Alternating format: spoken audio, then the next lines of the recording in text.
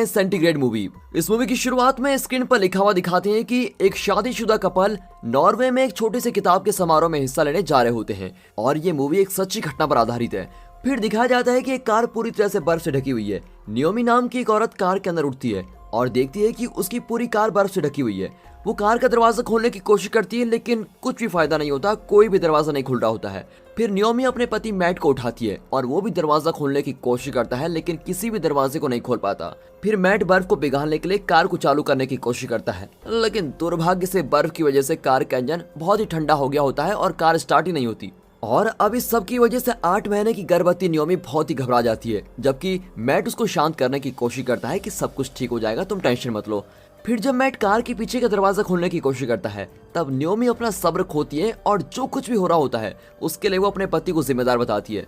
Naomi के हिसाब से अगर वो कम से कम 1-2 घंटे और चलते रहते तो वो अब तक किसी ऐसी जगह पर पहुंच जाते जहां पर लोग रहते हैं और उन्हें इस तरह बीच में आराम करने के लिए नहीं रुकना पड़ता। हालांकि मैट उससे कहता है कि रात के बीच में बर्फीले तूफान को पार कर पाना बहुत ही खतरनाक था, इसलिए हम यहाँ पर रुके थे, तो तुम जानती हो ना।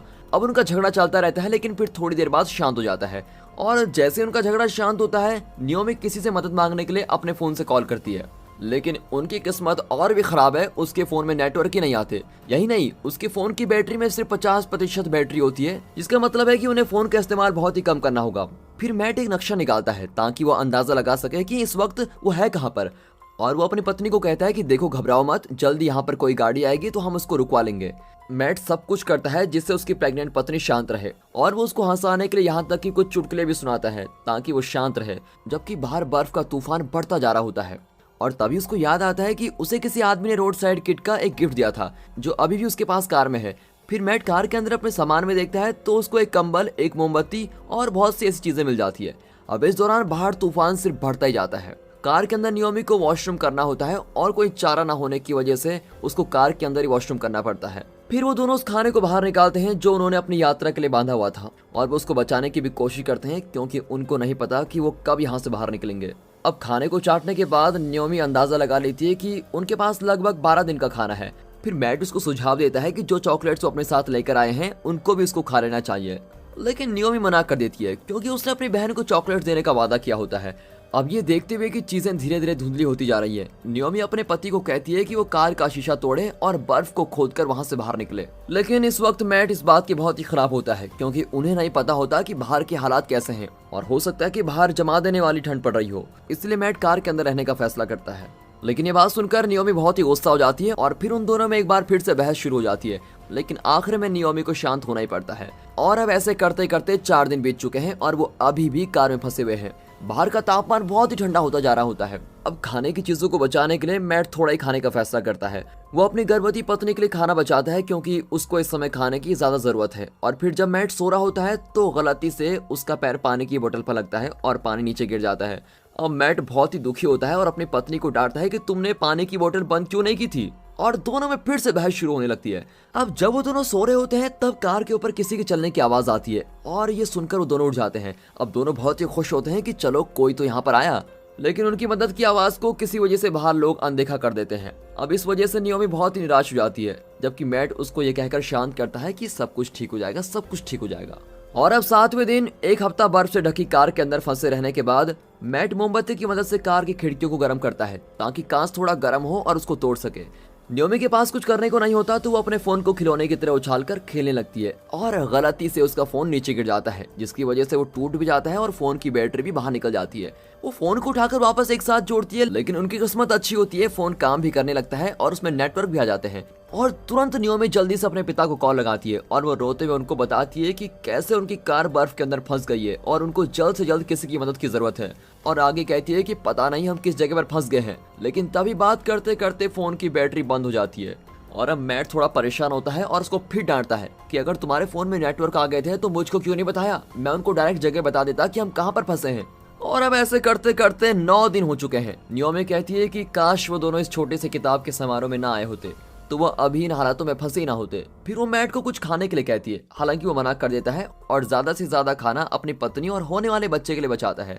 नियोमी एक बार फिर से मैट को कार की खिड़की तोड़ने के लिए कहती है, लेकिन मैट अभी भी मना करता है क्योंकि उसका मानना है कि एक बार खिड़की टूटने के बाद उनके पास सर छुपाने का कोई भी ठिकाना नहीं बचेगा। और अब 11वां दिन हो गया है और ऐसा लगता है कि तूफान कभी खत्म नहीं होगा। और नियोमी का भरोसा धीरे धीरे टूटना शुरू हो जाता है और वह अपने पति को एक चिट्ठी लिखने के लिए कहती है, क्योंकि अब उसको यकीन नहीं होता कि वो बच पाएंगे। अब मैट इस बात से थोड़ा चिढ़ जाता है और कहता है कि वो दोनों जरूर यहाँ से जिंदा बाहर निकलेंगे। फिर कुछ देर बाद ही उन्हें बर्फ को रास्ते से हटाने वाली एक गाड़ी की आवाज सुनाई देती है। वो बहुत चिल्लाते हैं कि कोई उनकी आवाज को सुन ले, लेकिन दुर्भाग्य से वो कुछ कर ही नहीं पाती और गाड़ी वहां से गुजर जाती है।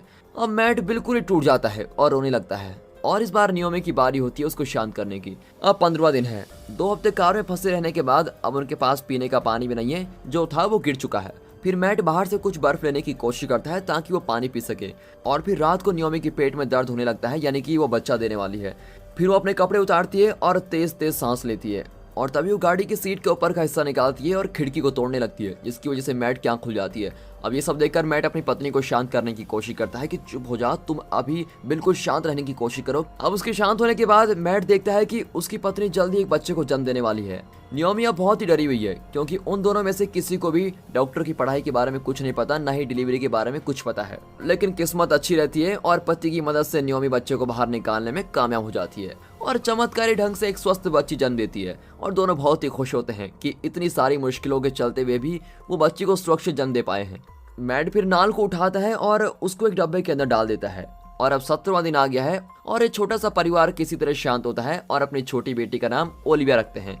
और अब 20वें दिन मैट की सेहत थोड़ा खराब होने लगती है। उसको खाने की कमी बहुत ही ज्यादा महसूस होने लगती है। वो अपनी बच्ची को बीमार नहीं देख सकता है, इसलिए मैट अपनी जैकेट उतारता है और उससे ओलिविया को ढक देता है ताकि वो बीमार ना हो। कमजोर होने के बावजूद भी मैट कार के किनारे से बर्फ को हटाने की कोशिश करता रहता है, लेकिन वो जल्दी बहुत ही थक जाता है और जमा देने वाले तापमान की वजह से उसको अपने शरीर में बहुत ही गर्मी महसूस होती है, जिसका मतलब उसको बहुत ही बुखार आ गया है और वो बिना किसी जैकेट के सो जाता है।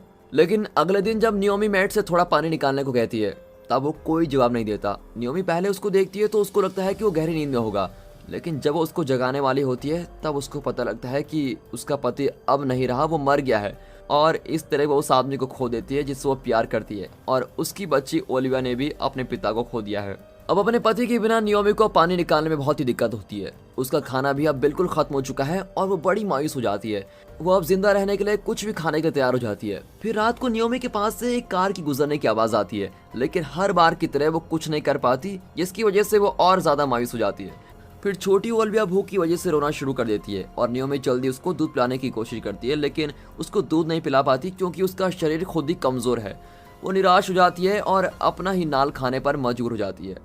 हालांकि कुछ देर बाद वो बच्चे को दूध पिला पाती है और उस बच्चे की भूख इस तरह मिट जाती है। अब बाद में रात को नियोमी अपने मरे हुए पति के बगल में लेटी हुई है और भूख और निराश की वजह से खुद से बात करना शुरू कर देती है। वो मैट की शर्ट को उतार देती है और ओलिविया को गर्म रखने के लिए उस शर्ट का यूज करती है। अब अगली सुबह 24वां दिन है। कार के अंदर सूरज की थोड़ी सी रोशनी आती है और तभी पानी की एक बूंद नियोमी के ऊपर गिर जाती है, जिसकी वजह से वो जाग भी जाती है। अब वो समझ जाती है कि बर्फ अब पिघल रही है और बिना कुछ सोचे नियोमी सीधे बर्फ में कूदना शुरू करती है। और इतने लंबे समय तक बर्फ के नीचे फंसे रहने के बाद अपने ऊपर चमकीले आसमान को देखकर वो बड़ी ही राहत महसूस करती है। वो अपने साथ अपना सारा जरूरी सामान ले लेती है और अपनी बच्ची को एक बैग में डालकर वहां से निकलने से पहले वो अपने पति को आखिरी बार अलविदा कहती है। और फिर कार से निकलने के बाद वो बर्फीली सड़क पर चलना शुरू कर देती है।